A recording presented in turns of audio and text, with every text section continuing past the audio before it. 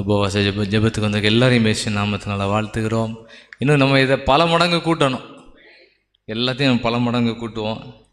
கடைசியாக நமக்கு ஆண்டு தரக்கூடிய வார்த்தை ஆமோஸ் தீர்க்கதரிசன புஸ்தகம் 9ஆம் அதிகாரம் 12ஆம் வசனத்தை நம்ம எல்லாம் சேர்ந்து வாசிப்போம். ஆமோஸ் சொன்னாலே வந்துடும் கையில். ஆமோஸ்ன்னு சொன்னாலே எங்கே வந்துடும்? தானியேல், பின்னால் யார் இருக்கா? ஓசியா, அப்படியே வரிசையாக வந்துடும். யோவேல், ஆமோஸ். 9ஆம் அதிகாரம் 12ஆம் வசனம் பெரிய வசனம். அந்நாளிலே விழுந்து போன தாவீதின் கூடாரத்தை திரும்ப எடுப்பித்து அதன் திறப்புகளை அடைத்து